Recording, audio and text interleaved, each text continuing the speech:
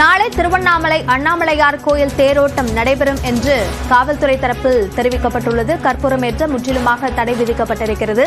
கூடுதல் விவரங்களை நம்முடைய செய்தியாளர் சதீஷிடம் கேட்கலாம். சதீஷ், விவரங்களை பதிவு செய்யுங்கள். டிசம்பர் 4ஆம் தேதி கொடியேற்றத்துடன் தொடங்கி வெகு விமர்சையாக நடைபெற்று வருகிறது. திருக்கார்த்திகை தீபத் திருவிழாவின் முக்கிய நிகழ்வாக நாளை மகாரத தேரோட்டமானது நடைபெற உள்ளது. கிட்டத்தட்ட திருவண்ணாமலை மற்றும் அதன் சுற்று வட்டார பகுதியிலிருந்து 5 லட்சத்துக்கும் அதிகமான பக்தர்கள் அண்ணாமலையார் தேரை முதலில் காலை 6 மணிக்கு தேரோட்டம் தொடங்கப்பட்டு அண்ணாமலையார் தேர் மற்றும் விநாயகர் தேர், முருகர் தேர் என பஞ்சரதங்கள் ஒரே நாளில் மாடவீதியில் வலம் பக்தர்கள் காட்சியளிப்பார்கள். இந்த பக்தர்கள் மாடவீதி மற்றும் சுற்றுப்பட்டார பகுதிகளிலிருந்து வருவதால கூட்ட நெரிசல் அதிக அளவில் இருக்கும் என்பதற்காக வடக்கு மண்டல காவல்துறை தலைவர் தலைமையிலே 6000 போலீசார் பாதுகாப்பு பணியில் ஈடுபடுத்தப்பட்டுள்ளார்கள்.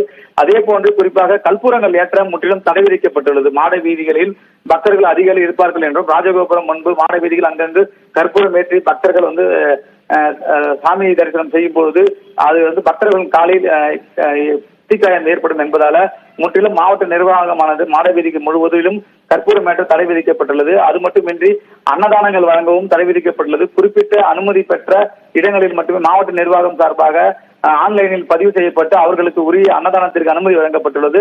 அந்த இடங்களில் மட்டுமே அன்னதானம் வழங்கப்படும் என்றும், அனுமதியின்றி பல்வேறு இடங்களில் மோர் கொடுத்தல், அன்னதானம் வழங்குதல் போன்ற செயலில் ஈடுபட வேண்டாம் என்று மாவட்ட நிர்வாகம் கடுமையாக உத்தரவு பிறப்பிக்கப்பட்டுள்ளது. அதே போல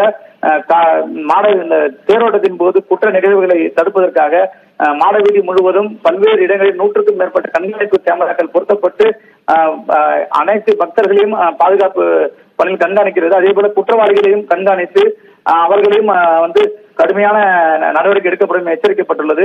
அதே போல மாடவீதி முழுவதும் அதிக ஒலி எழுப்பக்கூடிய அந்த ஒலிப்பான்களை பயன்படுத்தக்கூடாது, கடைகளில் அதிக விளம்பர ஆடியோக்களை பயன்படுத்தக்கூடாது என்று தடை விதிக்கப்பட்டுள்ளது. மேலும் நாளை மாடவீதியிலிருந்து தேரோட்டம் நடைபெறுவதால் முற்றிலும் திருவண்ணாமலையில் மின்தடை முற்றிலும் துண்டிக்கப்படும்.